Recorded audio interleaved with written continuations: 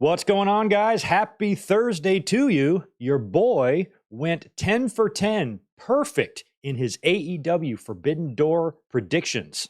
Your boy will not go perfect in his Money in the Bank predictions. My God, this one was tough to figure out. I just sat here for the past hour or so, really trying to get my thoughts together on who I actually want to predict winning some of these matches, even though some of them I'm very confident in, some I'm not. And I feel like some of these could go multiple different ways. And that's what makes making things like predicting Money in the Bank matches, Royal Rumbles so difficult, is because of all the different scenarios that it could lead to heading into WrestleManias or SummerSlams or whatever. So I think I've got a pretty good grasp on this in terms of what I'm going to predict here later on as we run through the Money in the Bank card, which I believe we have 7 matches on tap. It's looking pretty good. I'm not going to lie. This is a stacked card. I'm basically interested in every single match on this card, except for the women's tags. I don't give 2 fucks who wins that. I'm pretty sure Shayna and Ronda will, but even if they don't, what do I care? I hate those belts. So don't care much about that one. Care very little about Gunther and Riddle, just because I don't think Gunther is dropping his title, but at least that match we know will probably be pretty solid. This card from top to bottom looks pretty good. That women's tag will be a perfect buffer. Gunther and Riddle will give a little breather in between something. And I think, and who knows what the main event will be? It might be the Civil War. It might be Balor and Seth Rollins, especially if you want to tie in a cash in. I think one of the Money in the Bank matches, obviously one of them for sure, will open the show. Guaranteed. I just don't know which one that's going to be either. I feel like you'd want to open with the men's. Maybe not open with the women's, open with the men's, because you know you'll see some crazy shit in that. Get the crowd cooking and get them started and then do women's later. I don't know how you do it, but either way, if you do the men first, that opens up the door for a possible cash in 2 matches, even though I don't feel like we're going to get a one-night cash in. I kind of hope we don't. I want to see the briefcases stick around with the men and the women. Last year, help me out with my memory. It was Liv Morgan winning and cashing in the same night, right? And then on the men, I think we had Austin Theory, and he ended up cashing in to win the U.S. title, correct? So I feel like this year's going to be better. There's no way it can't be. Plus the wild card, they're in the O2, they're in London, and you know that crowd is going to be jacked, and they're going to provide a very awesome atmosphere. I can't wait to watch it, man. We're going to be here Saturday after Money in the Bank reviewing the show. At first, I thought I was going to do a live reaction, but for me, Money in the Bank airs at noon because they're, of course, overseas. So I'm not trying to get ready and be camera ready for a live stream that early. It's a bit early for me in the day. I haven't had lunch yet, shit like that. So I'm just going to watch the pay-per-view. We'll do a review of it on Saturday night. The link is already up on my channel. You can save that, and we'll be hanging out to talk about Money in the Bank. We also have a classic SummerSlam watch-along planned for Sunday. The link is also up on my channel, and it's going to be SummerSlam 2005. We did a review of the show, I think 1 year ago or 2 years ago, on my channel, but we have never watched it together. So we're going to watch the big Shawn and Hogan match from SummerSlam that year. I'm a little hot. I'm going to turn my fan on. And we'll be doing that Sunday night. So no stream tomorrow, but you're going to get me today, Saturday, and Sunday. That's the plan. Let me say hello to anybody that's here in the chat here on a random Thursday afternoon. Good to see all the channel members in here, like my best friend, Kevin. What's up, K-Dog's Kennel? I'm still on the hunt, man. Working on it. The Juliet, Zane G is here. Red Raven Rucker in the house as well. We have, that should round it out for, Jay Lambo is here too with the channel members. Trekopedia is here. Stephen Harris, William Cullen, we got in the house early. Vash Starwin, Mark Simpson, Nicola. Who else is in here? I think that's about it for now. Good to see you guys. Channel members, we are underway with our Saturday night's main event complete series watch along. We kicked that off on Tuesday of this past week, and we watched episode 1. I'll plan another one for this Tuesday. We're going to watch episode 2, so there's still time for you to subscribe and join and become a member if you want to join us for our Saturday night's main events watch-alongs. Saturday main event complete series watch-along. It's going to be available to members only, and that's ongoing right now on the channel. I should also inform you guys nice and early here, those of you who were with me on Monday for our Raw review. I made a channel announcement in the beginning of that I kind of have to go back on about 50%. I thought about it that night. I've been thinking about it a lot lately, how to work the Winged Eagle podcasts now that Collision is on Saturdays. And once Collision started, I was thinking that maybe the Winged Eagle needs to move away from Saturdays. And so I kind of made the decision over the weekend. I'm like, really no other day of the week makes sense to do the Winged Eagle podcast if I want to do it weekly. So I kind of made the decision that honestly, the best place to really do it would be Monday nights after Raw. I'm home every Monday. A lot of people are watching wrestling and in a wrestling mood and know that YouTube is pretty active on that night. That would be a pretty good night to do it. But then after I thought about it, I don't know if I want to do it that way because I still get good numbers on Saturday. There's 1 million people on YouTube. We were here on Monday night reviewing the show. I think we had 60 people in the chat, because there's 15,000 fucking YouTubers up on YouTube. So it kind of hurts my audience a little bit. And I don't want my A show, my prime time, my top podcast or episode to be on a night where I'm facing so much competition. So I think what I'm going to do, and like I said, we have Money in the Bank this week, then I'm going out of town. So there's a couple of weeks before all of this starts. But I think what I'm going to do is just kind of keep the Winged Eagle podcast as is. We're still going to do Saturdays. They just might be kind of shorter episodes or a little bit shorter, limit it to an hour and a half, 2 hours max, where we kind of talk about news and whatnot. But I think I need to place a Winged Eagle in other parts of the week as well. So instead of just having the Winged Eagle podcast 1 day a week, Saturdays and Saturdays only, you might get 2 Winged Eagles, and we might just basically name any podcast that I do the Winged Eagle podcast. So I'm coming up with the formatting of this. So basically, what I'm saying is we do a Winged Eagle on Saturday. We come up maybe at 5:30 Eastern. We run for 2 hours, finish by 7:30 Eastern, right in time, 30 minutes before Collision airs. And then on Monday nights, I'm still going to try to be up here a lot reviewing Raw, but I might just transform that into a Winged Eagle podcast where we talk about Collision, we talk about wrestling news, and we run through whatever went down on Monday Night Raw. So after I thought about it, I don't think I want to ditch Saturdays, which kind of bums me out. Saturdays are a pain in the ass for me, but we've been on Saturdays for 4 years. We've got a good audience. All of my Winged Eagle podcasts, even if we don't have a great audience that night, it adds to it. Like the next couple of days, the views start piling up and they all perform very well. So I think I don't want to rock that boat, but Collision really put an obstacle in front of me. I'm like, well, when the hell am I going to talk about Collision? So we might be doing Saturdays, Sundays, Mondays, pretty much every week. And then we're going to do members only stuff on Tuesdays. If I'm off on Wednesdays, we'll do Dynamite live reactions. And Thursdays is another good day for me to come up and offer opinions on things that went down if we have a big news story break, or if something major happens on Dynamite that I don't want to wait until Saturday for, we might pop in here on Thursdays. I'm working on that in the next couple of weeks, and by mid-July, this is all going to be figured out and should be a lot more organized here on the channel. But once Tony Khan started Collision, I'm like, oh man, that's going to kind of mess me up a little bit. So I'm just trying to, reorganize the channel. You know what I'm saying? So stay tuned in case I change my mind, but I'm pretty sure that's how it's going to go. Some reformatting and some ideas just to keep things as consistent and as easily followable for all of you guys as possible. That's kind of my main goal. There's 1 million people on YouTube. Everybody's got different shit they're doing. I'm not trying to confuse anybody. I want people to know when I'm going to be here. That's why I put up all my streams so far ahead of time. You guys got a week's worth of streams up on the channel that you can save and, and like and hold for later, that kind of thing. So I just want it to be easy for you guys, the viewer, and that's what I'm working on right now. So thank you for your patience. Thank you for bearing with me, and we'll organize all this podcast stuff as we go. But I think the Winged Eagle podcast is just going to be the name now of any podcast when I come up here and talk about anything. Still going to do mic drops, still going to do live reactions, still going to do watch-alongs, but I think whenever we do a podcast like this, for example, like this one, this will be a Winged Eagle podcast from now on. Once I get all this figured out, I'm just going to probably have one overlay done where we'll come up and talk about the type of stuff we're going to talk about here. And if we have a pay-per-view to predict, we knock that out too. That way I don't have to create a new overlay for every single one of these I do, that sort of thing. So that's what I'm working on right now behind the scenes for those of you who are interested how the production of all this nonsense works. So, there you go. Keep a lookout for changes and things like that coming up in July as I try to reorganize my life to make room for Collision. Collision better not suck. As a matter of fact, they are taping an episode of Collision tonight in Ontario, I believe, to air on Saturday.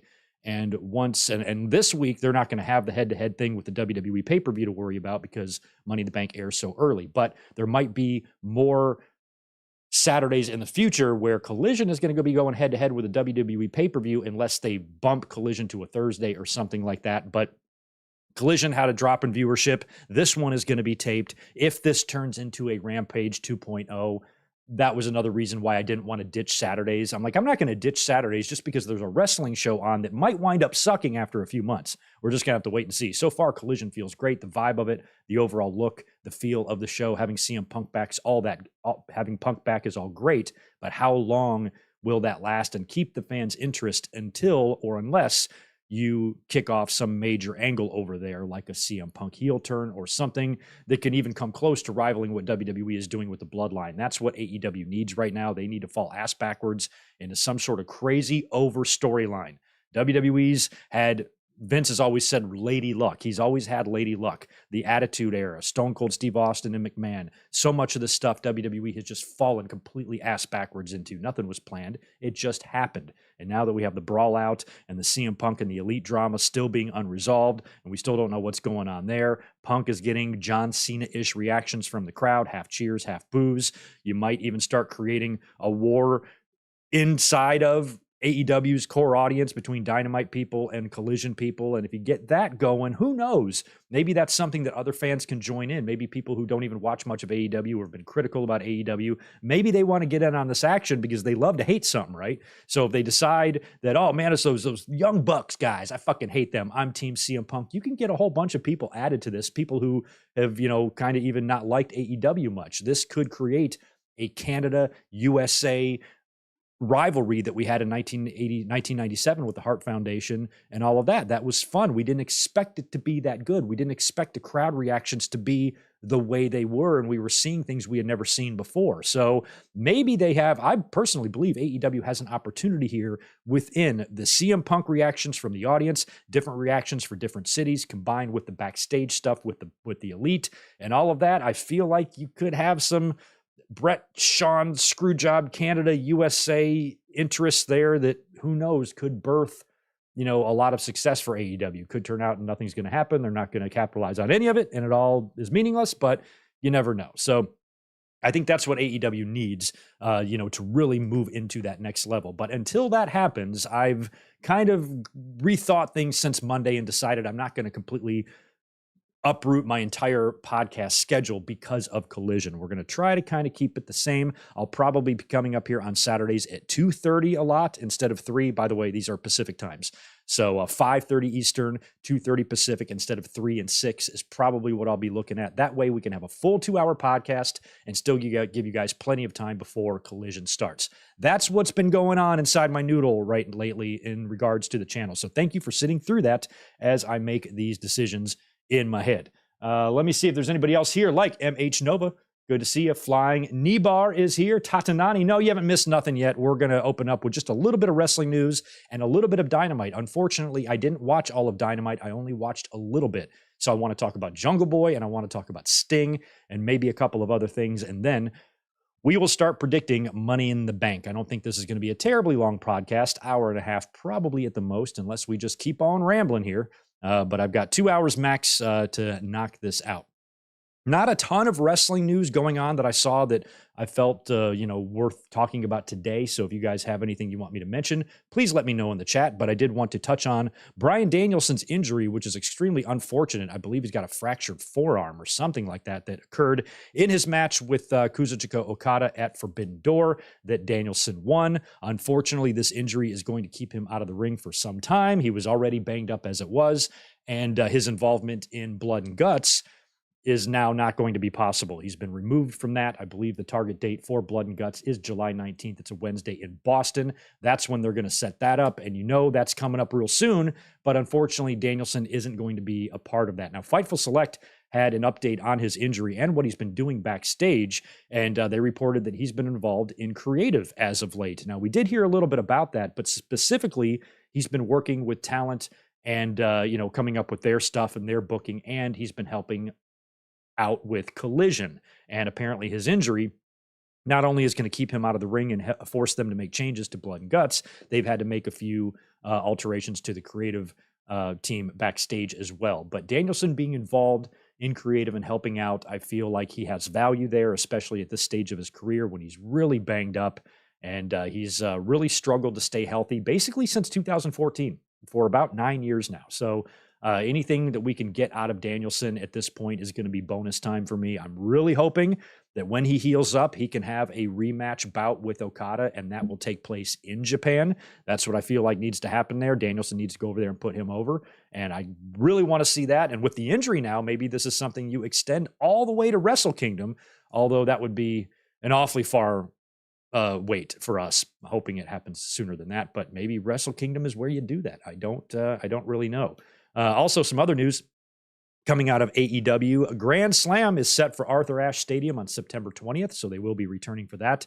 I believe the third year in a row. They've done great numbers there for Grand Slam. Last year's came right off the heels of the big Brawl Out controversy, and things were kind of a mess a year ago. Hopefully, after we get on the other side of All In and All Out and we head into Arthur Ashe, that's going to be a lot of people they're going to be expecting for crowds. You know, I mean, you have All In and All Out. Then just less than 3 weeks later, you're doing Arthur Ashe. That's a lot, man. You got to make sure you got shit on your card if you want to fill these buildings, especially after you're pulling 70,000 at Wembley. So big summer for not only WWE, AEW as well. And I think a critical and pivotal summer for especially AEW. You know, WWE's got their own problems. They're in the middle of a sale transition right now. They have Vince McMahon remotely fucking up their business every single week on SmackDown and Raw. Although Raw delivered a pretty fun show on Monday, I would say, even without Vince, with or without Vince.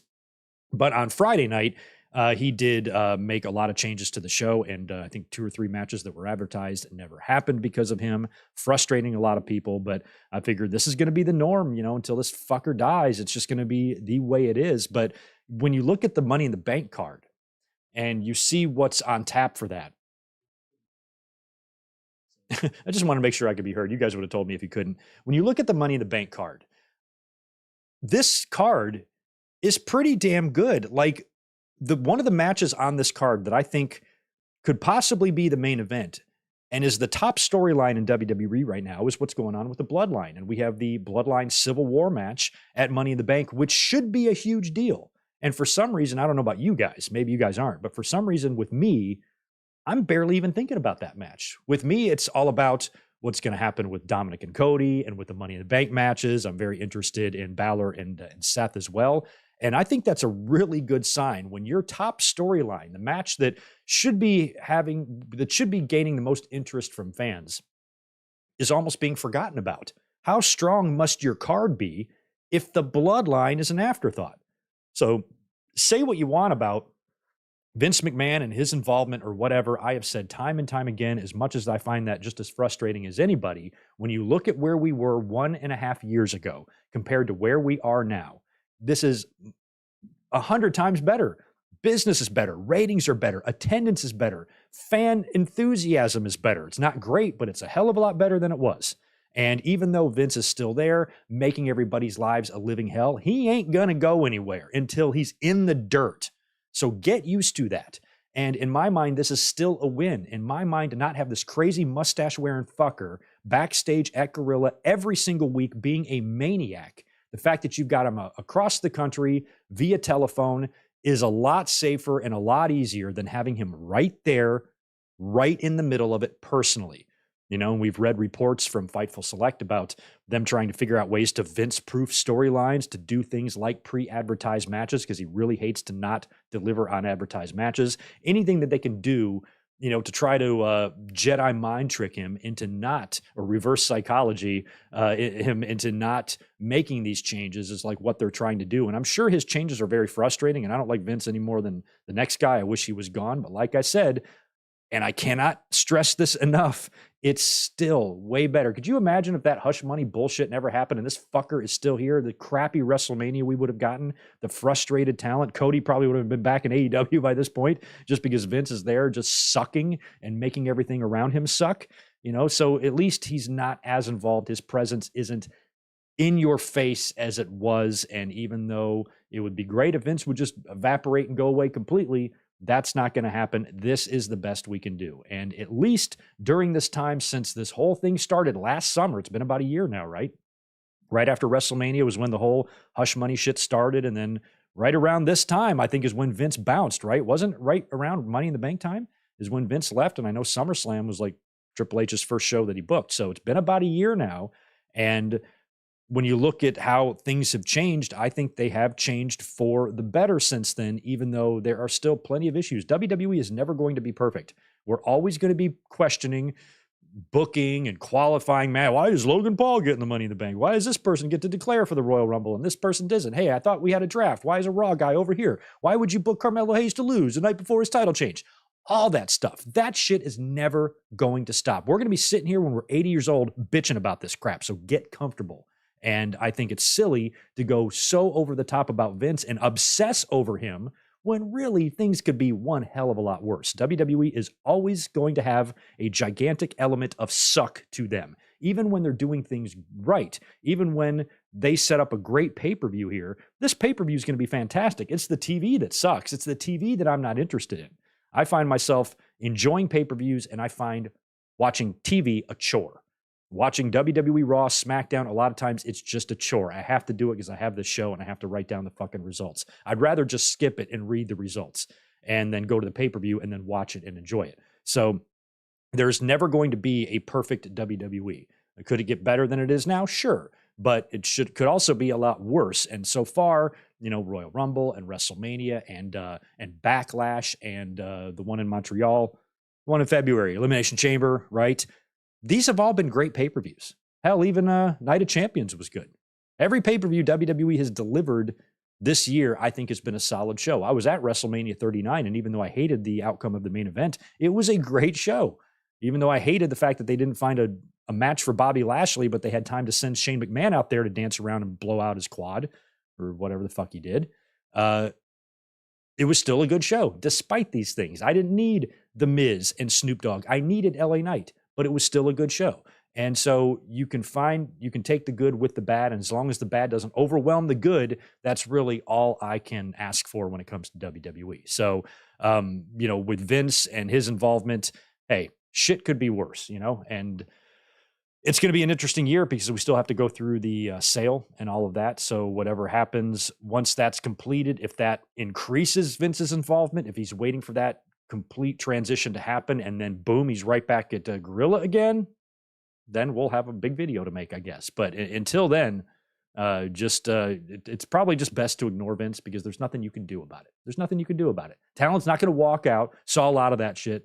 Oh, nothing's going to change till the talent walks out. Talent's not walking out. No matter what you think or say, they are not going to walk out. They would have already done it if they were. So, maybe they might lose one piece of talent. They might have another Sasha Banks and Naomi situation where they bounce out of frustration. But I just don't. I don't see any, revolution or just protest or mass walkout of the talent just because Vince is there.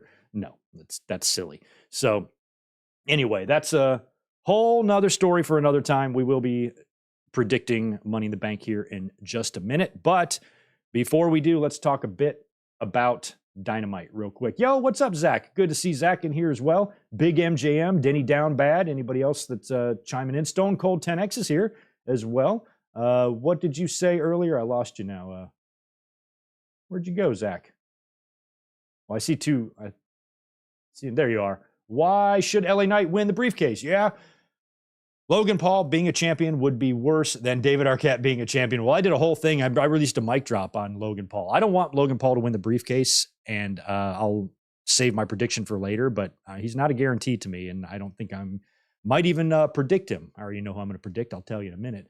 But if WWE did do that just because of the exposure and the name value, and they just wanted to put the title on him for a quick run, as long as it's all quick, like if he did a one-night cash-in on Seth and then they had the rematch at SummerSlam for the title and Seth won the belt back, I don't see how that would harm the business whatsoever. I think if anything, it would give WWE a hell of a lot of publicity. Logan Paul could go around and parade that belt on his podcast and all the public appearances that he does and get that brand new belt that WWE created familiar to the public eye and just take it on a little world tour and then come back to SummerSlam, drop it to Seth, and it's all good. But that's just one scenario. I would also like to see an LA Knight and Logan Paul feud, which we might get.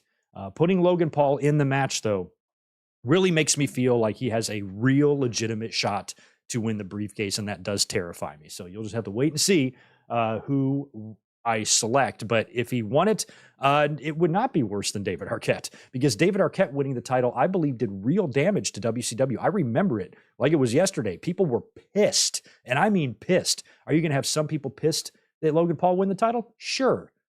But the entire wrestling world in unison isn't going to be saying that is the final nail in their coffin, because that's what we were saying about WCW. They were already circling the drain. You know, the Ready to Rumble movie and Arquette's involvement was not going to save them. They were already circling the drain. WWE was pounding them into the dirt, and it was only a matter of time before they just choked and died. So David Arquette wasn't going to do anything to help their situation. But when he won that title, I think most fans who were already by that point a little bit frustrated with WCW's direction, their booking, and what's been going on in the company, and you could already tell that they were on the ropes, I think that was the night that most of us said, well, there ain't no coming back from that. Logan Paul winning the title will not have that effect on WWE. Nobody is going to put WWE out of business. Not one guy winning the title. And Logan Paul can have some controversy attached to him outside of the WWE, which might be why we've heard reports of Triple H not wanting to have him win the Money in the Bank briefcase and whatnot. But even with that controversy, that's not going to be enough to turn so many fans off that it completely reverses WWE's trend. And next thing you know, the ratings are down, attendance is down, nobody gives a fuck. I think Logan Paul will probably pull a pretty big number from Monday Night Raw if he were to win the Money in the Bank briefcase and cash in that night. And they're advertising Logan Paul as the World Heavyweight Champion on Raw. It's going to do some numbers, man. It's not going to be worse, Zach. It's not going to be worse at all. It might be worse for us personally, but in terms of what it does for the WWE, no, it's going to be the exact opposite of what David Arquette did for WCW. What it does to your heart, that might be true, but you got to think with your head, not with your heart. And so what it does to us as fans is going to rip our guts out to watch this douchebag win the championship if he actually does that. But in WWE's world, in their universe, of business, publicity, and exposure, there's really no downside to putting the belt on Logan Paul. Hate to break it to you and anybody else that might feel that way, but that's just kind of the truth. Let's talk about Dynamite real quick before we start predicting the show. Last night's Dynamite got some mixed reviews from fans. I did not catch the rating today. I don't think it was very good. And for some reason, one thing Tony Khan does not do well is the post-pay-per-view TVs. They're always kind of like a dud for some reason, and I don't know why. They should be. He does okay with the go-homes, and sometimes just random in the middle of everything Dynamites with nothing going on can be spectacular, but for some reason, these fall a little bit short. Now, like I said, I worked late last night. Didn't even have a chance to really watch all of it, but I watched a little bit of it, including a couple of major things. And I watched the Young Bucks defeating the Dark Order, and there was that whole backstage thing with Hangman Page and the Dark Order. But I'm like, why are we going back to this? I thought this was long over with. And it's one of those things about AEW that does get a little bit annoying sometimes. It's like start, stop, resume, stop again, restart. It's like I almost forgot about Hangman and the Dark Order. I thought all of that stuff was very good when he was associated with them. But, then coming back with the Elite and then him being gone for a while and everything, and now trying to bring that back together, even though he kind of did make his choice here and he was getting it on pretty good with Evil Uno in that match. All in all, it was like, okay, I guess they're bringing that back.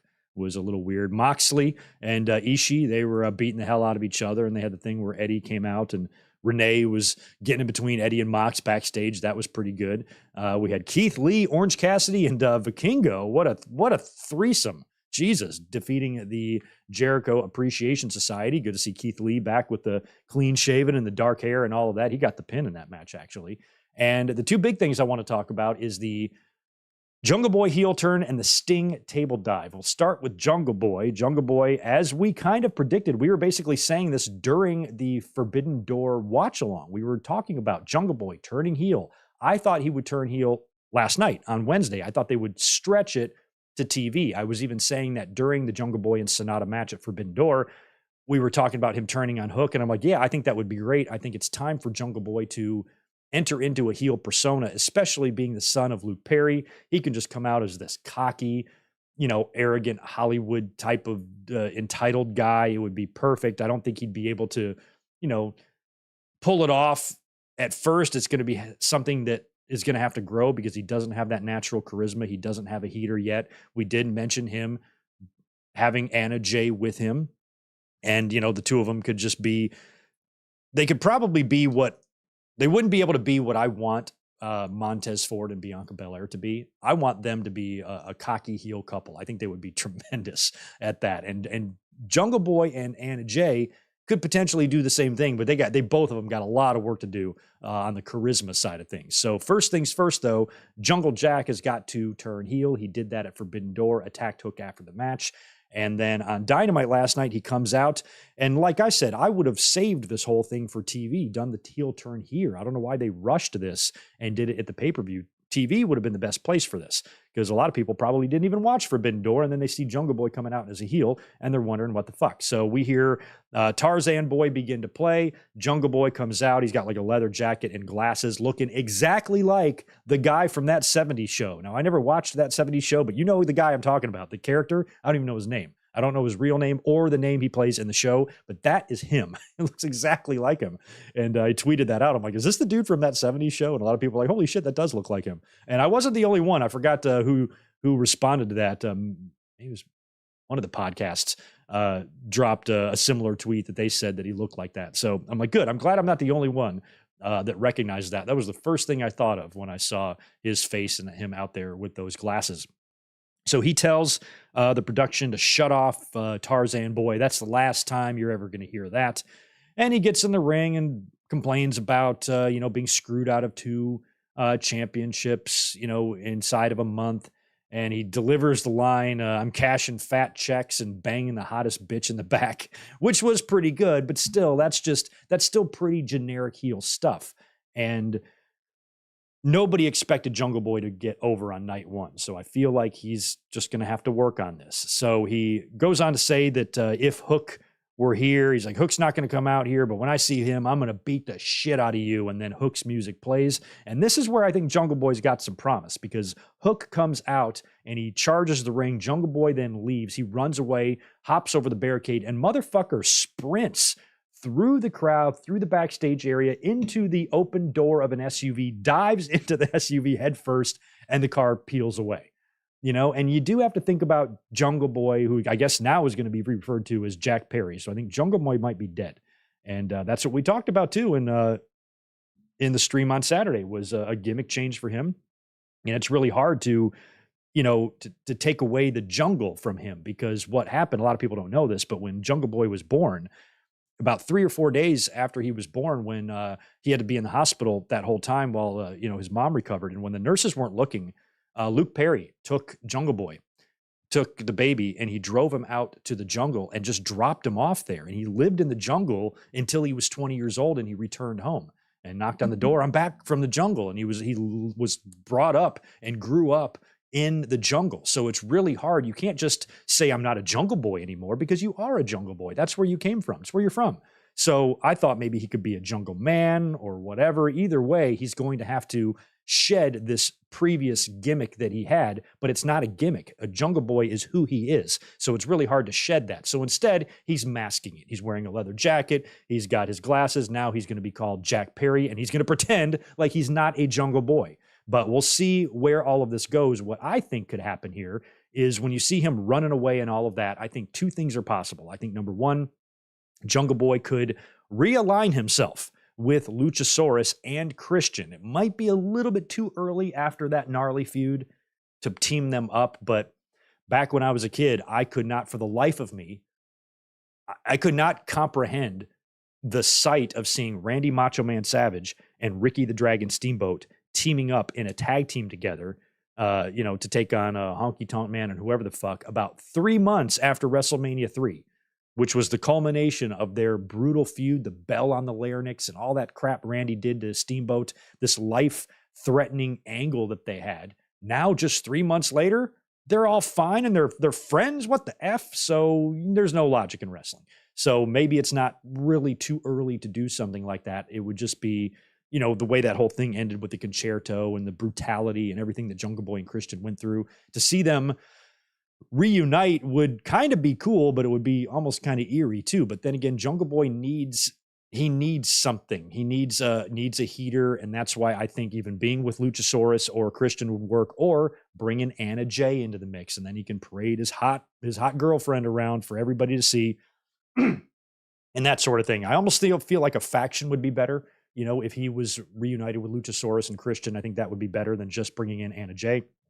Because as awesome as Anna is, she doesn't have a ton of charisma either. But you also have to think about who Jungle Boy is, who he works with and who's backstage with him. He's going to be getting input from Chris Jericho, from Bryan Danielson, from MJF, from anybody else who's been really good, CM Punk, at being a heel and telling him what to do and kind of guiding him. He's got the best teachers the world could ask for in terms of chicken shit heels or guys that were just really good at being heels. And he's got a whole bunch of people there to get and draw advice from. That's going to help him.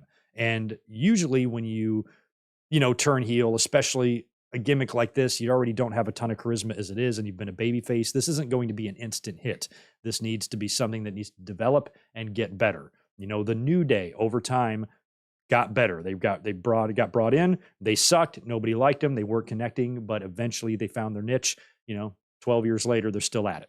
And same thing with Judgment Day. Look at what Judgment Day went through. Reportedly, WWE's extremely happy with Judgment Day, which is why when I predict Money in the Bank here in a minute, I'm not sure if, they're really going to go 0 for 3. If Damian Priest does not win that briefcase and Dom loses and Finn loses, they're going to go 0 for 3 for real. But think about Judgment Day. They weren't that over either. Even Edge being the leader just didn't really work. Then they kicked Edge out, and that wasn't even clicking right away. But now they're all hitting their stride at the same time.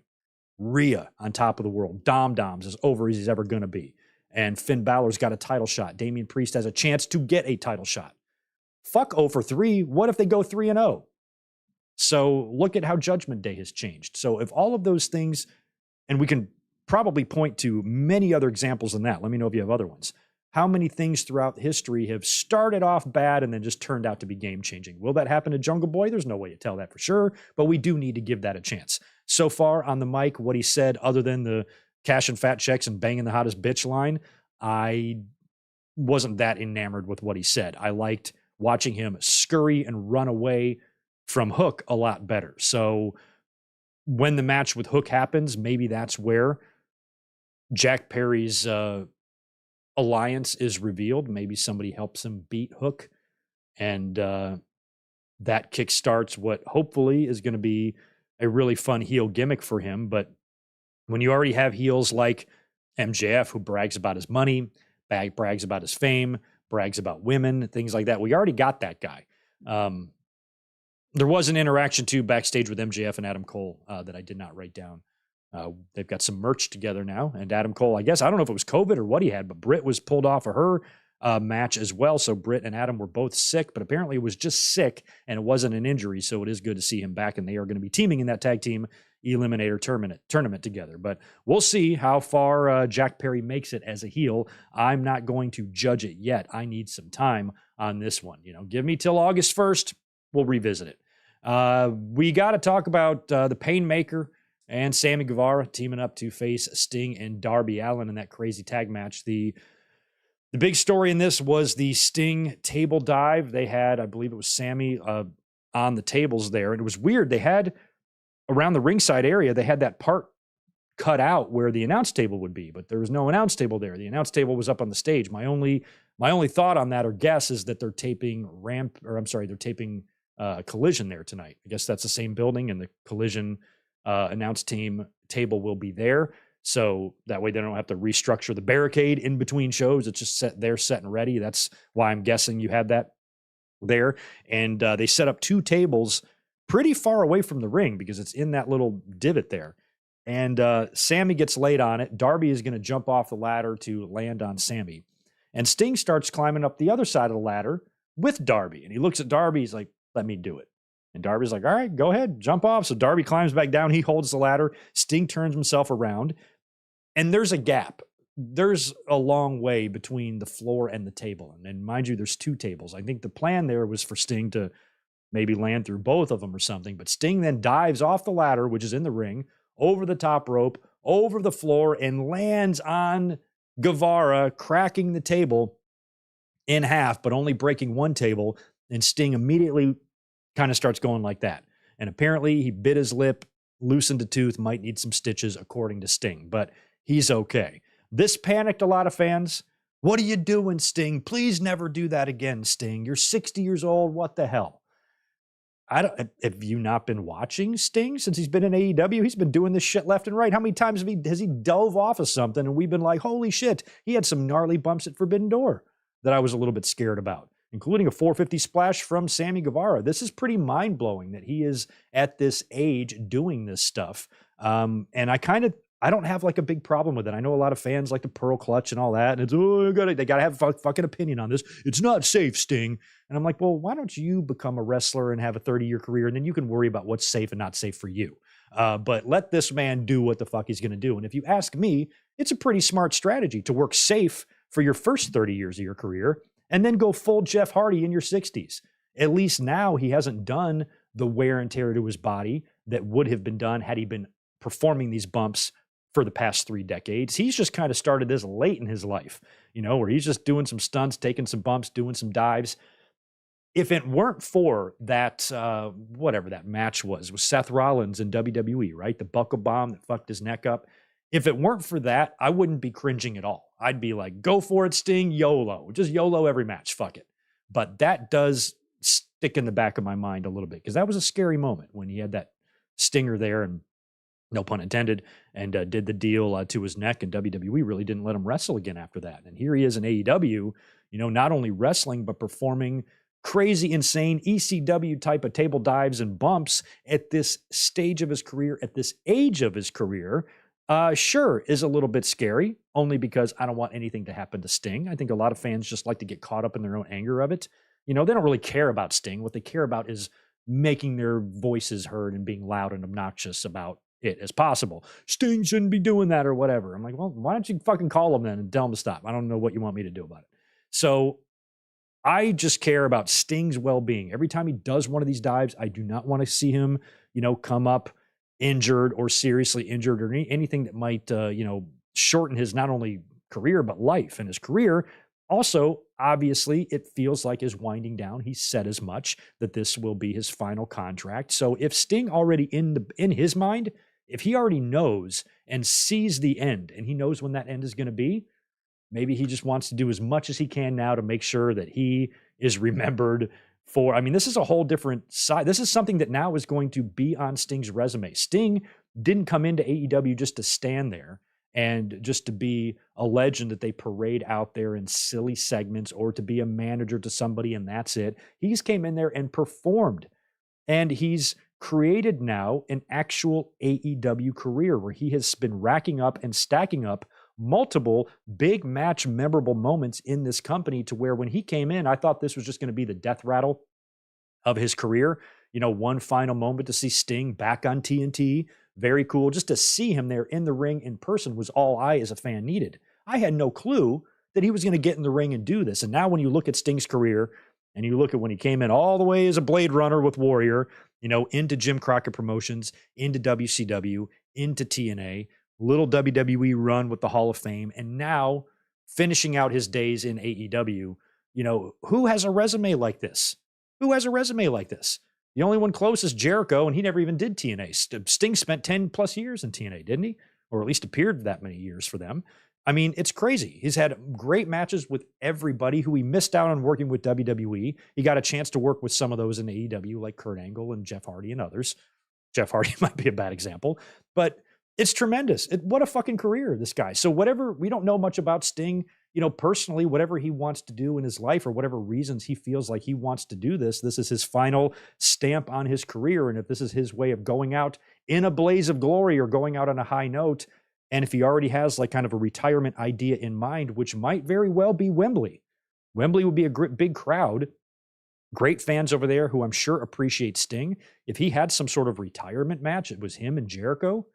Maybe it's Jericho against Sting. As much as I don't think that match one-on-one is going to be good, maybe in an environment like Wembley, it would be good. Just like Rock and Hogan was great in Skydome.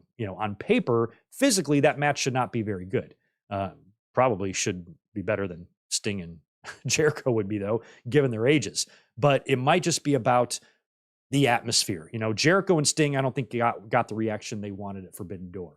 But if they were to do some career versus career match, and Jericho beats Sting at Wembley, You wouldn't need to do a whole lot in that match, I wouldn't assume. I think the crowd is going to be knowing that they're watching the final match of one of these men's career. And that's going to be enough to really keep them engaged and have them react to every arm drag, every lockup, every elbow, every punch, every kick, to where these guys don't have to go out there and do a whole lot. And then, since we do know Jericho and Sting can still give us a good spot every now and then, you save a table dive or you do a table thing or something like that, some big moment between the two. Maybe it's a stip match, it's a no holds barred thing or something like that, and you can do some big finish for the win.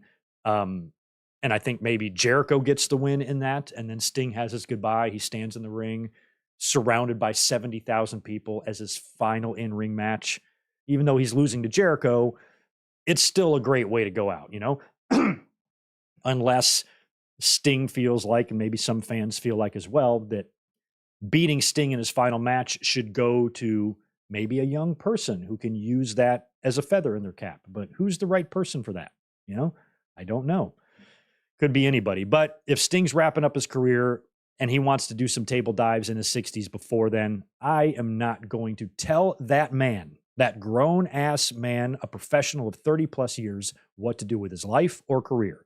And I think any fans that do that are it's pretty idiotic. You know, let him do it. Yeah, sure, it's scary. Sure, it's scary. We don't want anything to happen to Sting, but we shouldn't be scolding him or lecturing Sting on what the fuck to do with his body. Never. So Sting, dive off as much shit as you want. Just don't die. That's all I ask. That pretty much wraps it up for Dynamite. The only things I really wanted to talk about there. Tonight's Collision has, or I'm sorry, Saturday's Collision has the following lineup set. It's going to be taped tonight in Ontario. AEW World Champion MJF in action. He's got to wrestle on Collision. We have a TBS Championship match. Chris Statlander defending against Lady Frost. And we have 3 Owen Hart Cup matches. Ricky Starks versus Juice Robinson. Powerhouse Hobbs versus Dustin Rhodes. And Samoa Joe versus Roderick Strong. So I'll probably go Starks, Hobbs, and Joe on that to win. Actually, I know who's going to win all these matches. MJF, Chris Statlander, Starks, Powerhouse, and Joe. I picked to win all of those matches. Although I would not mind seeing Dustin Rhodes make it far in the Owen Hart Cup. The only problem is he's facing Powerhouse Hobbs. And if Dustin was facing anybody else, I'd be rooting for him to win. But I'd love to see Hobbs get back on the map and for them to transform Hobbs into a killer and shed the QT shit and just turn him into a monster. Give him the Mark Henry Hall of Pain gimmick or something. Something like that just to put over how scary and badass he is. Give him a brick, just bite in half. That's what I would do. Hobbs has got to win that match. He better. So we shall see. So anyway, that's all I have to talk about on the news and AEW side of things. Let's talk about Money in the Bank. It's finally time, right? It's about time to predict Money in the Bank 2023. Let me just cruise over here to the chat and update this, make sure it's refreshed, and I can see all you guys. We've got Tito the Alien in the house. Clyde Wendell Slater stopping in to hit that thumbs up button. Do what Clyde Wendell Slater III says, please, and smash that thumbs up. Also, if you're watching this on demand, drop a comment below. It really helps the engagement. Hit me with a super thanks or whatever those are. Anything that's free, just do that for me. I would appreciate it. Thank you so much. Otherwise, also, if you are not a subscriber, please subscribe as well. We are on the road to 40,000. We should have 38,000 probably by tomorrow or Saturday at the latest. And we're making our way up there to the big 4-0. So please keep telling your friends. Please subscribe, like button, comment, stuff like that. You guys know what to do. Let's talk Money in the Bank. Oh, wait, I meant to say hi to other people like Brian, like Decimania, TGA Gaming. Good to see you. Ratnick and Brian Spencer in the house. Jungle Dude. I like that. The Jungle Dude. He's the Jungle Dude. I can live with that. Danny is in the house. Greg, keep up the great work. Can't wait to watch a wrestling PPV at a reasonable time. Oh my God. I'm so happy for you fans in the UK. Anytime you get a pay-per-view or anything like that over there, you get to watch it at a normal time. I'm bitching because I have to get up and watch a pay-per-view at noon. The Night of Champions and the Crown Jewels are even worse. I have to get up at 10 a.m. for that. And I work nights. So noon's much easier. I'm awake by then. But in terms of being awake and really being ready to rock and have a beer and watch some wrestling, no, it's a really weird time for me. So I'm glad that you guys actually get it at the proper time for once, because great fans over there in the UK, and they have they've been able to remain great fans while having to watch this entertainment at all whack-ass hours of the night, which is pretty incredible that the fan base is that strong, for something that's not really offered in their time slots and stuff. So very cool. Y'all deserve to have a good one, and I think you're going to get one. Money in the Bank's looking good. Let's start with some of the matches that I'm the most confident about. And as I'm reading this, I still have 3 matches not filled in that I don't know who I'm going to pick because it's fucking hard, man. There's so many things to consider. Let's start with something that's easy. Gunther defending his Intercontinental title against Matt Riddle. Normally, I would think this match would be awesome, but at the end of the day, Gunther is not losing that title, not to Riddle right now. Riddle just returned. He feels like he's just been floundering with Owens and Zayn and Cody a little bit and shit he's been doing on TV. A lot of rumors about a Randy Orton return. If he were to show up on TV soon, he could rekindle things with Riddle, but in terms of Riddle winning the Intercontinental title here out of nowhere from Gunther, not going to happen. Gunther's only real obstacle in my mind is SummerSlam. And it is interesting that they gave Gunther a match on this show at all. You know, Rhea Ripley doesn't have a match. There's no women's title match on this show. Rhea Ripley isn't defending, Asuka isn't defending, and Austin Theory isn't defending. So any one of them could have had a title match here, but they chose Gunther. Why? Probably to keep Gunther rolling with successful title defense after successful title defense, because all he really has left to worry about is SummerSlam. That's it. He's going to have a big defense there. And if he wins that, Honky Tonk Man's record is all but broken, because by that point, he's only looking at September 8th, and he now has about 2 months, just a little bit over 2 months to go before he breaks that record. I see him doing it at this point. I would be bummed out if he took the Intercontinental title or if they took the IC title off of him. But maybe Randy Orton comes back because of this situation, either shows up here at Money in the Bank, but I think, like we'll talk about with the Brock possibility, I think it's more likely he shows up on Raw, because I think Raw will be back in the States, correct? So maybe Riddle comes up short here. Maybe something happens in the match, like we get some Imperium involvement, and then Riddle gets pissed and wants like a rematch with Gunther on Raw. They have a rematch for the title, and that's when Randy Orton comes out or something like that. Or maybe Riddle, the numbers game with Imperium is getting him down. Owens and Zayn, if they make the trip, I'm guessing they are, because they might show up in the Civil War match too. Maybe they come out there and run out there and help out Riddle, and then you just book another stupid 6-man for Raw on Monday, and that's when Randy Orton returns. Because I think when Randy Orton returns, he needs to RKO Riddle right away. Don't even revisit RK Bro at this point. It's been too long. Magic is gone. It's lost. You need to acknowledge it. You just need to do the turn now. You know, you can maybe make them friends for a little bit, but I'm talking a very short amount of time, 1 week tops. But I would just do it 1 minute. I would have Randy Orton come out, Riddle jumping for joy, beaming from ear to ear, eyes light up. He's so happy, Randy, I love you. And then Randy RKOs him and fucks him up. That would be great. But there has been talk about Randy Orton coming back and facing Gunther and beating Gunther for the Intercontinental title. Fine. Do whatever you want, WWE. I don't give a shit. But just don't do a thing until after September 8th, when Gunther is the new longest running Intercontinental champion of all time. If he breaks that record, he will have the longest run there. I believe he's the longest running NXT UK champion as well, correct? He went the longest in the Royal Rumble in history, and I think he's got one other accolade. The dude is just tearing it up. Gunther is the future. So Riddle beating him here would be fucking asinine. So no, Gunther retains his Intercontinental title on that. Shayna Baszler and Ronda Rousey defending their tag team titles against Liv Morgan and Raquel Rod. Who cares? I'm going to go Shayna and Ronda on that. They just won the belts back. Liv Morgan's return, I don't think is big enough to really take the belts off of them here, since they just unified them. I would love to see Raquel go heel and kind of become like a Rhea Ripley type. When she was in NXT kicking ass as Big Mammy Cool, I liked that. I liked the leather wearing badass. She's big, she's strong. But now, I mean, she's a very beautiful woman, don't get me wrong, but I just so much of the smiling. You know, yes, you're beautiful, but you're big and badass. I look at you as big and badass more than beautiful and sexy. And, you know, just all the smiling and stuff. I just think if you just added a killer instinct to that, that can be equally sexy. Big, bad, and beautiful, and a killer. You know, that's what I want Bianca Belair to become. She can do the same thing. And Raquel, I think here, if they lose right after the match, and I'm talking right here, do Jungle Boy and Hook right here with the two of them. After they lose, just have Raquel beat the shit out of Liv Morgan and turn heel. I would love to see that happen. I don't think it's going to happen. They have teased nothing to this on TV. I have not seen Raquel make any sort of subtle hints that she's turning heel, although I haven't really watched any Raquel matches, but I haven't seen or heard of any subtle hints that she's dropping.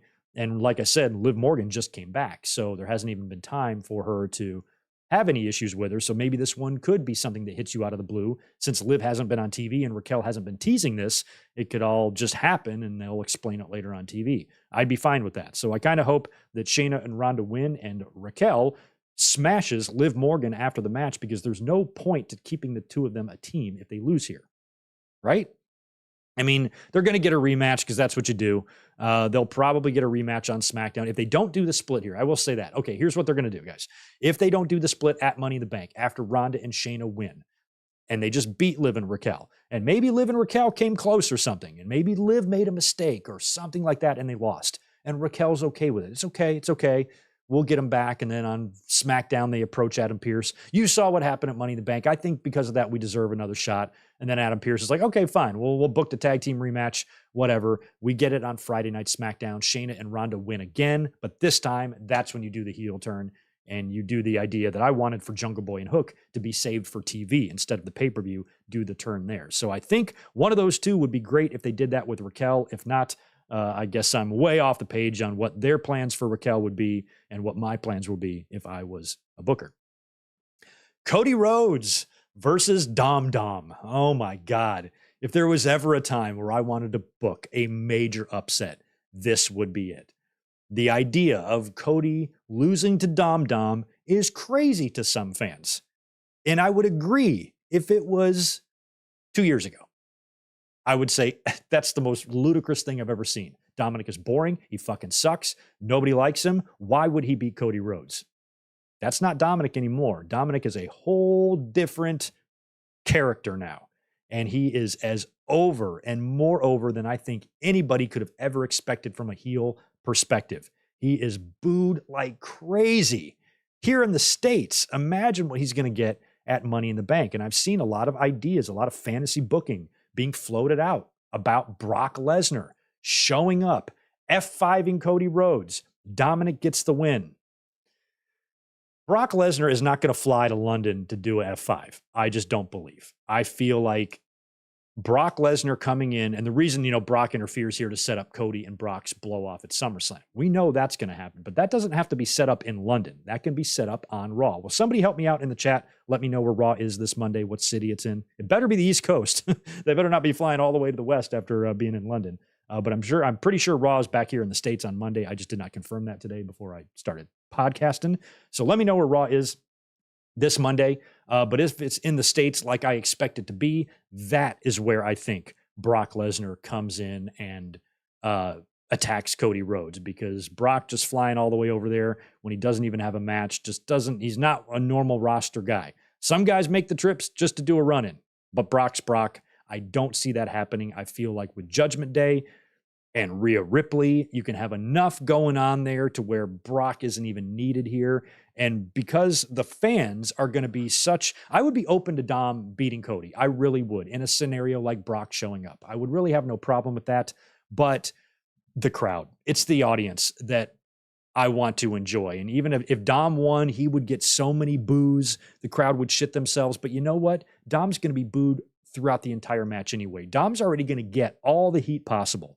And like I said, this match, I believe, will present an environment similar to One Night Stand 2006 or Money in the Bank 2011, where John Cena had to go into both of those environments in a very, very rabid crowd environment where 100% of the people in that building wants to kill him. And I think Dominic is going to have a similar type of vibe there. I think every punch Cody throws is going to get a cheer, and every punch Dominic throws is going to get a boo. I think it's going to be one of those matches like Hogan and Rock at WrestleMania where the crowd reacts to everything.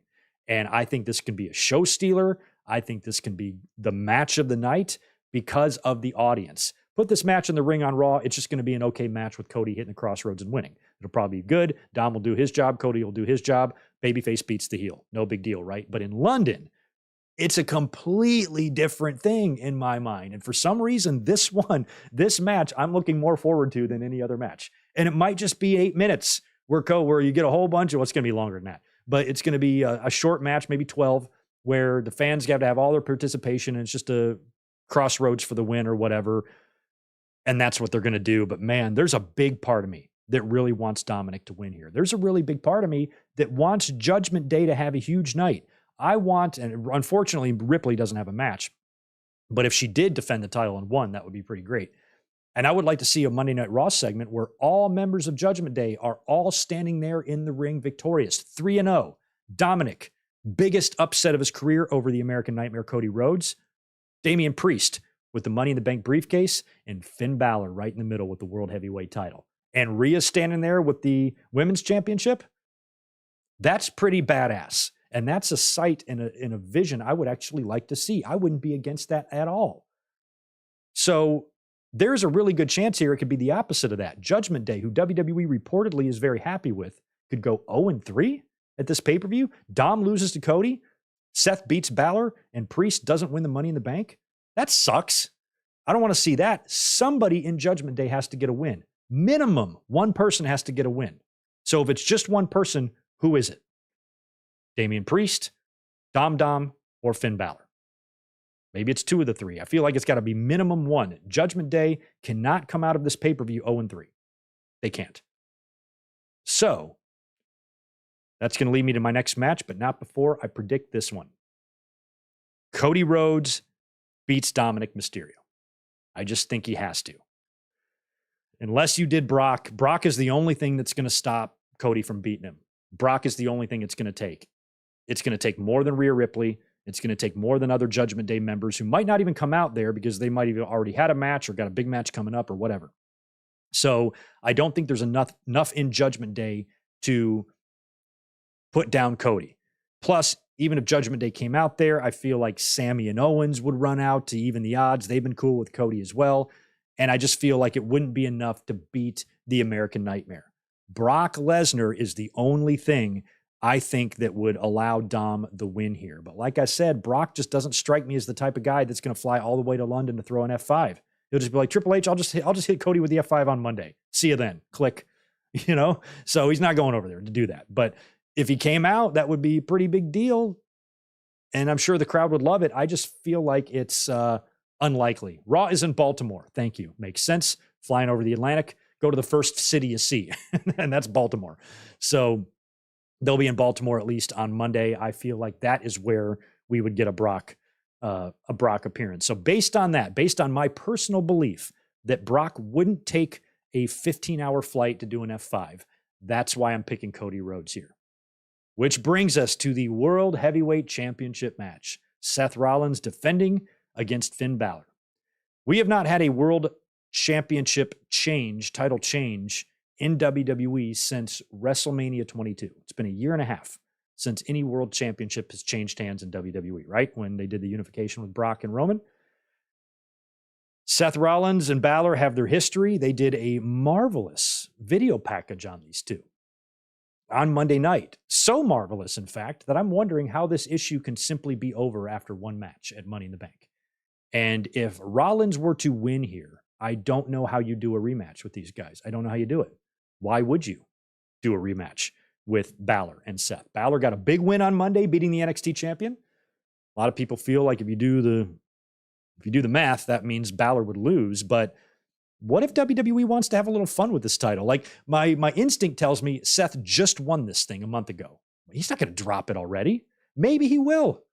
I think Finn Balor, don't forget, beat Seth Rollins for the Universal title and never got a chance to run with it. Maybe Triple H, who worked with Finn Balor in NXT, he signed him, he gave him his NXT title runs. Maybe this is something Triple H wants to do for Finn. Maybe this is something he feels like he owes to him and that Finn is capable of doing and can do. And if Finn Balor is ever going to win a world title again, Finn Balor, even though he's in tremendous shape, this is another guy also in his 40s. I feel like this is it. So I'm going out on a limb here, and I'm going to predict Finn Balor to beat Seth Rollins for the World Heavyweight title. I don't think anybody thought I was going to predict that, but I am. I feel like Judgment Day needs to come up with at least a win here. And when you look at the men's Money in the Bank, which we'll talk about in a minute, the only storyline there that really makes sense is Damian Priest. That would make a lot of sense. If Finn Balor wins the title and then Damian Priest wins the briefcase, that's going to create some really interesting Judgment Day segments on television with Balor, like, can I trust you? And all this stuff. And that's a story. So in order for that to happen, I feel like Balor or Priest needs to win their match. One or the other needs to. Otherwise, Judgment Day is going to go 0 for 3. And they're like one of Raw's hottest acts right now, on the heel side of things. And to do that to them at Money in the Bank and have them have such a miserable night where they all lose their matches, I feel like that could be the catalyst that breaks the faction up. But why would they break them up when we've been hearing such good things about how WWE likes them? And I'm not ready to see them split up yet. Maybe some of this teasing that they've done with Priest and Balor, and Judgment Day, Priest being like, oh, I want to go out there on my own and win the match on my own, that type of shit. Maybe that's just to help set up tension when he does become Money in the Bank briefcase holder and not necessarily setting up the faction splitting. And plus you have to wonder what that would do to Dom too, if he's the only guy there that came up with a loss, and if Rhea Ripley might not want to rub his little Dom anymore. We'll see how that happens, but I feel like Judgment Day needs to have a good night and a good showing here. So I think Finn Balor is going to beat Seth Rollins and become World Heavyweight Champion. I do. The Usos versus Roman Reigns and Solo Sikoa, the Bloodline Civil War. This is going to be fun. Like I said earlier, Roman Reigns is almost an afterthought on this show. How crazy is that to say? Roman Reigns booked now 2 pay-per-views in a row, not defending the title, which I think is fine. Doesn't bother me. And this match, even though it's a big deal and very well could go on last, I feel like that's a real possibility that it's the main event here. And it's still somewhat, in my mind anyway, maybe not y'all's, but in mine, it's kind of a little afterthought-ish, just because I'm not thinking about this one as much as I'm thinking about everything else, but I should be, because this has major implications on SummerSlam. This is what is going to book our SummerSlam main event, I think, is what transpires in this match. And the only outcome that makes sense to me at this point, based on everything they're doing with the Bloodline, Roman, Solo, the Usos, the big turn, Jay and Jimmy finally revolting, and Jay turning on Roman and kicking him, and all that stuff, and all the stuff going on with Jey Uso right from the start. I don't see any other outcome other than the Usos winning, because I feel like at this point, SummerSlam needs to be Roman Reigns versus Jey Uso. That's what I think they're going to do. Who else is Roman going to face at this point on the SmackDown brand other than Jey Uso? He's the one with the storyline. He's the one who just got turned on and all of that. So I predict the Usos will defeat Roman Reigns and Solo Sikoa. But that's not really the biggest part. That's the easy part, is predicting the Usos. I feel like they're going to win this. The hard part is predicting or deciding if this is where you pin Roman Reigns. And if Jey Uso pins Roman Reigns, that's your SummerSlam match automatically. But then it goes back to that whole thing that many fans all agree with. I do anyway. Unless you find the right scenario, you have to always rethink your opinions. If you feel one way, you got to look at the situation. It may change things. I've always felt up until this point that Roman Reigns should not be eating a pin until he loses the title. That's the opinion I've had, but that doesn't mean that opinion can't change. And nobody should be dying on hills in this business. And I know a lot of people in the chat might be saying, oh, he should not lose that. I'm like, I know that's what you think, but you don't think. You just say it. So just think about it. I don't think dying on hills like that is very smart, because if you are presented with the right option, the right opportunity, the perfect moment, then I feel like you pull the trigger. And WWE has already hesitated on 2 triggers this year already, at Elimination Chamber, at Money, and in WrestleMania. A lot of fans wanted to see Sammy win. A lot of fans wanted to see Cody win. I'm torn on this. I feel like Jey Uso pinning Roman Reigns would be huge, and it would set up the SummerSlam match that I believe Roman Reigns would win. I don't think Jay's going to win the title from Roman. I think Roman would beat Jay at SummerSlam if that match happens, maybe get cashed in on, but probably not, and continue his run until whenever they can somehow link Roman and Cody back up together, which is what my hope is. But it's the pinning Roman thing that I'm a little bit split on. Here's one scenario that I'm okay with it. And help me out in the chat, because I don't know the answer. Has anybody kicked out of the Samoan spike yet from Solo Sikoa? Has Solo Sikoa hit that move on anybody and they've kicked out? If the answer to that is no, the finish I would do is something similar to WrestleMania 39 when Solo came back in and nailed Cody when he was holding Roman with the Samoan spike, which put him down, ate a spear, and it was over. So maybe you do something similar where Solo comes in from behind. Roman's about to get, I don't know, double super kicked or some move by the Usos. Solo comes in to try to Samoan spike Jimmy or Jay. They duck. He hits Roman. Roman goes down. Usos hit him with their tag team splash move or whatever. And Jay pins Roman Reigns to where, you kind of are protecting Roman there, because not only are you protecting Roman, you're protecting that finisher. You're protecting the Samoan spike, which has already been in their family, for a while now when Umaga was using it. And hit him with the spike, Roman goes down. It would sell the brutality of that move. It would sell the idea that if you get hit with that, you're going to get beat. Not even Roman Reigns could kick out of that. And that would then create tension with Roman and Solo. You were the reason I've been pinned for the first time in 3 years. That's your fault. That's on you. Now I got to go to SummerSlam to make it right. First, the Usos betray me and let me down, and now you do it. And now I've got Jey Uso walking around here thinking he's better than the tribal chief. Well, I'm going to put him down. I'm going to smash him at SummerSlam. And then he does. And then Roman goes and does that, and then you almost forget about the pin. And then if he goes on to hold that belt all the way until WrestleMania 40, then the pin doesn't mean so much because it's been another fucking years gone by. Basically just means Roman Reigns has been pinned once in 4 years, and that was after eating a Samoan spike. You could maybe get away with it there. I still think in my heart of hearts it's better to not pin him, but I'm trying to look at reasons why it would be okay if they did it. And if you had a situation like that, I do not think fans should be going all caps locks rants on Twitter about how fucking stupid it was or whatever. Just chill, man. It's wrestling. It's wrestling. What the fuck does it matter at the end of the day? So I feel like a finish like that could be good, but luckily my job isn't to predict who gets pinned. My job is just to predict who wins, and I pick the Usos to win. So let me know what you think about all of that. Spaz, what's up? What'd you say? Your chat disappeared again. What, your super chat? I see the big one. Are we missing another one?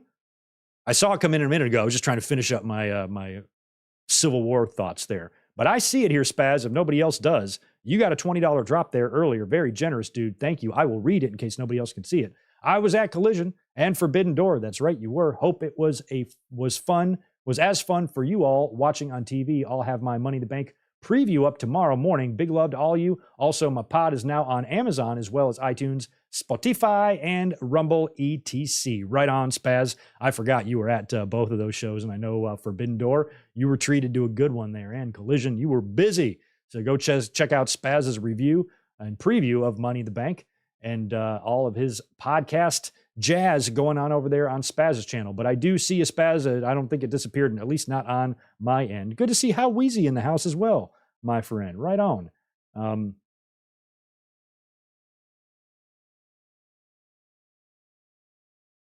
Yeah, see, no, Roman shouldn't get pinned. See, what you guys are doing is just repeating the narratives that are out there. Think before you say it. I know that's what everybody says, and that's just what the wrestling fan, smarky, know-it-all brain, that's what we all do. I'm right there with you. I do the same thing.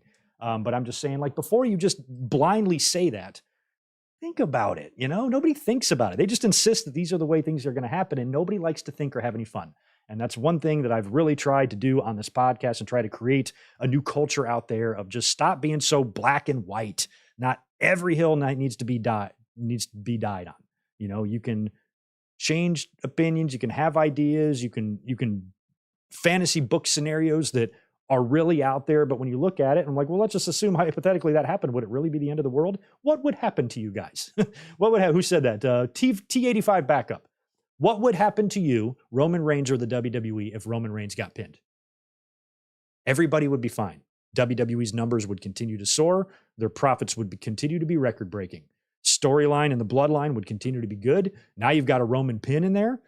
So I feel like maybe WWE's thinking in their head, okay, if we're going to have Roman Reigns hold on to the title till WrestleMania 40, that's really going to wear thin on a big part of the audience, is it not? We've seen that before. Fans hate title changes. Wrestling fans, modern wrestling fans especially, have the attention span of a fucking gerbil. They cannot think of anything beyond the moment that they're in. So thinking long-term is too hard for them.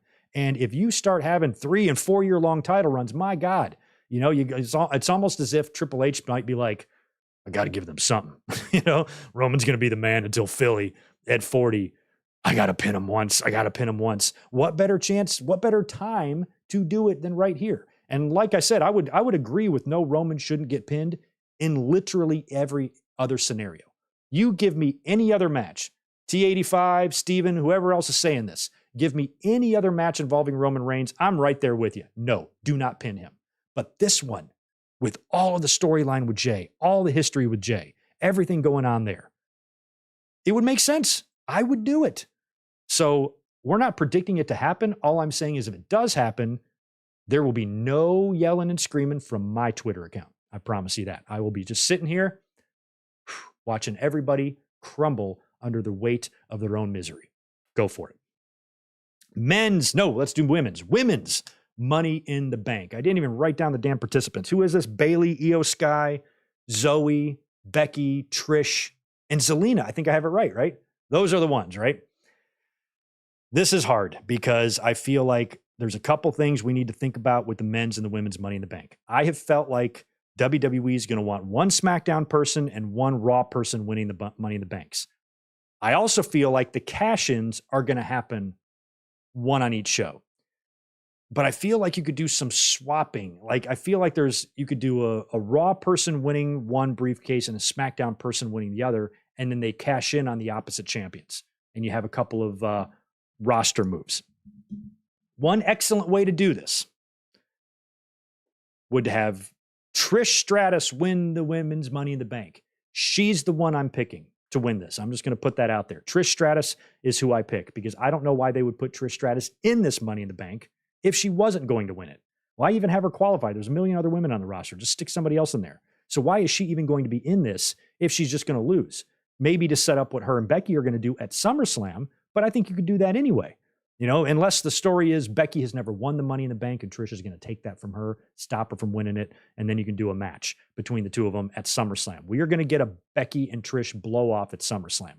So I've already pitched this before in my last podcast. So my idea is, even though there's a story there with Io Sky winning and her and Bayley, they're kind of doing the same thing, though, that Damian Priest and Balor are doing, and I don't know if you want the same thing happening in both matches. Zelina Vega is kind of a wild card here, too. She got a title shot at Backlash. Good reaction from the audience. She's the only woman right now in that match that doesn't really have a story, so this would be one for her. But I don't really want to see Zelina Vega win the Money in the Bank. My pick would be Trish Stratus because I feel like Trish, now that she's come back and it feels like she's going to be sticking around, this might be her final run. She's coming back for a little run here now that she's, a mother and raised a couple of kids. She's coming back to, have one last kind of retirement run that might last a year or two or whatever it is, kind of like Edge is doing. And if that's the plan, then I feel like she should win the WWE Women's Championship again.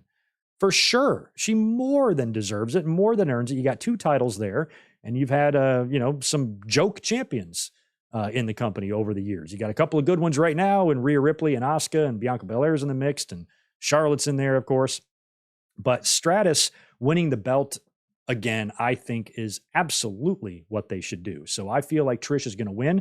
And the scenario that I laid out was not to do a one-night cash-in or anything like that, is for Trish Stratus to win the Money in the Bank and then just win the briefcase. Don't immediately cash it in or anything. Just win the briefcase. I think she would be fun to come out on TV and brag about it and dangle it in Becky's face. Hey, you never won this. I did. Where's your briefcase, Becky? I don't see 2 LeBarons. I just see 1 LeBaron. Where's your briefcase, Becky? And gets on her case. That sets up their SummerSlam blow-off, stipulation, whatever they decide to do between these two. And it could be anything, cage match or women's Hell in the Cell. Who knows? They could do anything at SummerSlam. Anything is possible at SummerSlam. So you do the Becky and Trish blow off at SummerSlam. This is what I pitched. And maybe have that early in the card, like maybe match 2 or something. And Becky beats her. Becky beats Trish clean, wins the feud. She's victorious. And then later on in the night, You've got the WWE Women's Championship match. Asuka. It's got to be Asuka. It's got to be the SmackDown belt, not Rhea. You've got Asuka against Bianca, or by that point, Charlotte's in the mix. I would love to see a triple threat. Asuka, Bianca, and Charlotte, something like that for SummerSlam. But there's a lot of weeks before we get to that. So I don't know if it'll be that. But it's probably going to be a women's championship match involving two or all three of them for sure, is what I think. So that is where I would have Trish come out.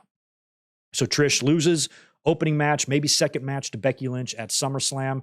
Brutal blow-off match. Becky puts her down, wins. She's all happy. And Trish is humiliated and tucks her tail between her legs and runs away. And then later, she sees this perfect opportunity where all the women are down, or maybe Asuka wins the championship, or better yet, Charlotte wins the championship. I would do that, actually. I would have Charlotte win the title at SummerSlam from either Bianca or Asuka. She wins the title. She's celebrating. Trish Stratus's music hits. Because don't forget, Charlotte is a babyface, right? At least that's what they try to tell us. And Trish is a heel. Trish's music hits. She comes out, cashes in on Charlotte, wins. I keep calling it the SmackDown title, but wins the women's undisputed title, or whatever the fuck it's called. And you move her to SmackDown because her Raw business is now finished up. She's done with Raw. Her feud with Becky is over, and there's nobody left there. She has no story there. She wins the title, beats Charlotte, who she has history with, don't forget, who she lost to at SummerSlam 4 years ago. So now you have Trish beat Charlotte. She's the champion, and now she's on Fox. That's what you do. That's what I would do. So then that leaves us with the men's Money in the Bank. If Trish is winning the women's, who's winning the men's? You do the same thing with the men. LA Knight grabs the briefcase, wins the briefcase, and then he winds up cashing in on the Raw champion. So you have Trish winning for Raw, LA Knight winning for SmackDown, and they both switch brands when they go cash in on the opposite champions. That's what I would do. That's what I would do if I was predicting LA Knight to win. But I think Damian Priest at this point in story makes the most sense.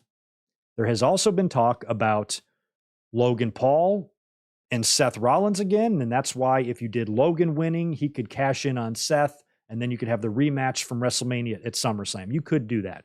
Or Logan Paul could feud with somebody else, and one person I think that would be great for him to feud with would be LA Knight. So maybe if LA Knight doesn't win the briefcase, the next best thing is this Money in the Bank match sets up a Logan Paul and LA Knight feud. I don't think, is Logan Paul, was he drafted or is he technically a free agent? Because if Logan Paul is on Raw, I don't know how you get him over to SmackDown. I don't know how you even do that shit. I guess you could just figure out a way to do it. Easy, right? Just explain it in some silly ass way.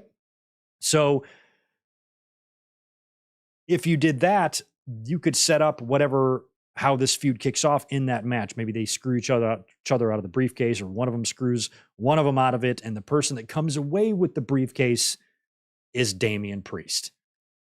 And I think Damian Priest as the Money in the Bank briefcase winner and Finn Balor as the World Heavyweight Champion could make for really interesting stuff. And like I said, if Balor pulls off the upset and beats Seth, that issue is not over either. That probably will carry into SummerSlam, where we might get a rematch between those two. And that would add even more Damian Priest possibilities. If you have Balor defending against Seth at SummerSlam, and now Balor has got to worry about his own friend, Damian Priest, that could create some interesting possibilities there. And then if you could somehow get LA Knight and Logan Paul to have a program, which I think the promo battles would be a lot of fun, you could then go into SummerSlam and probably give Logan Paul the win you've been needing to get him, right? He only had that one victory when he was with The Miz or whatever. He's lost to Seth, lost to Roman. So maybe you got to give him a win somewhere. So a lot of people say, oh, Logan Paul beating LA Knight. Yeah, that might sound terrible on the surface, but it's a hell of a lot better than what LA Knight has been doing. He's now working with a worldwide star at the second biggest pay-per-view of the year. Look at what something like that did for Sami Zayn at WrestleMania a couple of years ago, working with Knoxville. So this would be a good opportunity for LA Knight to be in a high-profile, big-time match on the show, even though it's one he's going to lose. At least he's not like a mid-carder anymore. Now he's feuding with Logan Paul. Maybe that could lead to more with him, to where to get LA Knight on the map, maybe you don't even need the briefcase to make his fortunes change. Maybe he can do it another way. So I feel like Priest, Balor, and Logan Paul are our only three realistic options to win that. And honestly, at this point, I feel like all three have about an equal chance. But when I think about the stories, when I think about the success WWE has seen with the Bloodline and how we hear how happy they are with Judgment Day, I feel like Priest is the story. He's been racking up a lot of losses lately. A lot of times that's evidence that somebody's coming up on a big win or a Money in the Briefcase win. And just yet another loss here by Priest. I don't know. I don't feel it. I feel like Priest might have an edge on the other two, guys, on Logan and LA Knight. So there you go. I'm not confident. Forbidden Door predictions, confident as hell. I knew I was going to nail those. Nailed them all. This one, not so sure. Just to recap. Gunther successfully retaining over Riddle for the IC title. Cody beating Dom Dom. Shayna and Ronda Rousey defeating Liv Morgan and Raquel Rodriguez. Finn Balor upsetting Seth Rollins to become the new World Heavyweight Champion. The Usos to defeat Roman Reigns and Solo Sikoa with a possible Roman pin. I feel if one of the Usos duck out of the way of a Samoan spike and Roman gets hit, he could get pinned, but he might not. Trish Stratus to win the women's Money in the Bank, and Damian Priest to win the men's Money in the Bank. The only problem with my predictions is that two Raw people are winning the Money in the Bank. That's my issue here, and I don't see that being possible. I feel like WWE wants one briefcase on Raw and one briefcase on SmackDown. Or just one briefcase on one show and the other one's already cashed in. I don't think they want both briefcases on Raw. Although, since there is a lot of cross promotion already after this draft, LA Knight was on Raw a couple of weeks ago. You could still put the Money in the Bank briefcase holders on SmackDown. You could still have Priest show up on SmackDown for fun, just to remind people he's got the briefcase. You could have Trish do the same thing. So it is still doable like this, but I am worried about my predictions. I'm not so much worried about Trish. I feel like I might be wrong with Priest, but if I'm wrong, I hope I'm right about LA Knight. And that would solve the problem too. Trish on Raw winning the briefcase, LA Knight on SmackDown winning the briefcase, and then they both cash in on the opposite champions. LA Knight comes over, cashes it on Finn Balor or Seth Rollins, and Trish goes to SmackDown, cashes in on hopefully Charlotte. I want Charlotte to be champion when Trish Stratus cashes in. That's what I hope. So, like I said, I'm not confident, but that's what I got. I'm excited for it. Money in the Bank is going to be fun. So that should wrap up my notes. I can go over here to the chat, see if you guys have anything else to say, and then I've got to bail on out of here. Juliet says, what if Priest wins the briefcase for the love of Pete? Don't have him lose it left, right, and every way, but lose that every winner seems to. Yeah, I don't want him to lose the brief. I feel like whoever wins the men's briefcase this year will successfully cash it in. I feel like that's possible. I kind of feel I'm with TA85 on that one too. I really feel like Logan Paul is getting it, but I hope not, man. I really hope not. I think there will be a lot more fun with lots of them. And unlike some are saying about Io Sky, Io winning Money in the Bank, that would be great. There's a story there with Bayley. But it's the Trish thing. It's like, if Io has been the plan the whole time, if they said, we're going to have her win the Money in the Bank briefcase, why would they throw Trish in there? You could put anyone in there, anyone. Because all the Trish and Becky shit can just be done on TV. You don't need to do anything in the Money in the Bank match between those two to set up a SummerSlam match. There's already enough heat in that feud to do it. So you can continue to just build that issue on TV. Plus, Io Sky, how great, how entertaining. I like entertaining briefcase holders. And I love Io Sky as a wrestler, but she can't really have a whole lot of fun coming out and threatening with that thing. She doesn't speak the language very well. She doesn't cut a lot of promos. Where Trish, on the other hand, she can be just an asshole of a heel when she's got that briefcase and she's just bragging, I'm so great, all that shit. Io Sky, all her job is to go out there and kick people's asses, and I don't know how much fun that makes her for a briefcase holder. You know what I mean? But I wouldn't be against Io Sky because of the story with Bayley. That's where the story is. And Trish Stratus, don't forget, has Zoe Stark in this match. And Bayley and Io aren't getting along, which means Trish is the only one in there with a real friend, which should help her fend off Becky. In my mind, it's Trish. The writing is on the wall for Trish. That one feels pretty obvious to me, to be honest. I'm not really feeling anybody else at all. The reason I'm picking Trish is because that's what I feel like they're setting up for. It seems really, really likely. Becky screws Trish out of it. No, I feel you don't need to do that. I feel like Trish should screw Becky out of it. That's what should happen. And they set up their match because at SummerSlam, Becky and Trish are having a match at SummerSlam. That's already happening. You don't need to do anything else to give us a reason for that match. I feel like Becky screwing Trish out of it. Yeah, okay. But they were going to have a SummerSlam match anyway. So why do that? You could be right. It's just, I feel like Trish doing something to screw Becky and Trish actually winning is what would be better. Because then Becky and Trish could cancel each other out. Neither one of them win it. Then you give it to Io Sky. And then, you still do Becky and Trish at SummerSlam. But if the plan is for Trish to be around for a while and WWE wants to give her, a final run with the title after all of these years, after not holding the belt for 16, 17 years, whatever it's been now, I think it would be good and nice. Trish has been able to wrestle at a decent level since returning from time to time over the past, 4 or 5 years. So I'm into Trish. Clyde also has Io Sky and Priest. So let me just reiterate that I'm not against Io Sky winning. That would be great. I think it's going to be Trish. I feel like the evidence is there for her. Yeah, they're going to screw each other out of it. Yeah, they could. But if that was the case, Denny down bad, I wouldn't put Trish or Becky in this match. If they were just going to screw each other out of it, like I said, because they've already done enough to each other, on TV where you got a SummerSlam match there waiting. But yeah, screwing each other out of it could be, they could do the brawl into the crowd thing or do a big table bump where they're laid out and somebody else wins. You could definitely do that. You could, but I'm sticking with Trish, man. That's who I feel. We'll find out if I'm right during my review. I came up here all bragging like after Forbidden Door, perfecto, Mr. Perfecto. I don't think I'm going to be perfecto this time. I'm going to get something wrong in here. Probably, I would guess I'm going to get 2 matches wrong minimum on my predictions. I just don't know which 2 they are, But anywho, I've got to get out of here and get to work. So I appreciate you guys being here with me this afternoon. Stone Cold. Remember, for 2 months, Bayley could come out to help Io, but cost her. I think Bayley's in the match, is she not? Isn't Bayley in the Money in the Bank? Thought she was. Drew is claymoring Seth. Hell yeah, Clyde. That's a good idea. Drew McIntyre coming back. Interfering somewhere. Drew and Rollins program, but I feel like Rollins and Balor have got shelf life yet left. So that feels like a brand new feud starting, and it would essentially end Balor and Seth, which I feel like we might get one more pay-per-view out of them, but maybe that's the case. If Drew comes back and interferes and lays out Seth, does that mean Drew and Seth have a program, or does that mean Drew is now in the title picture and then we get some Drew, Balor, Rollins triple threat? I don't know. I like that idea, though.